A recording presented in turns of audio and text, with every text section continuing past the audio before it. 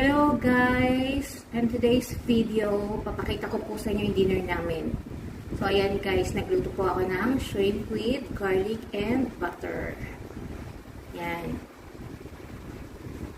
Pork strips with butter also guys. Naluto ko rin siya sa butter para malasa. And then meron tayong maliliit na squid. Nilagyan ko siya ng basil para mabango. And para sa vegetables natin, ayan, sayote strips. Inisa ko lang siya sa bawang at sibuyas. And then, cabbage with mansanas po yan, guys. Para masarap. So, ayan, meron din po tayong soup dyan.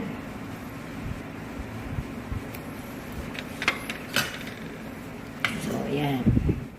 Soup with radish.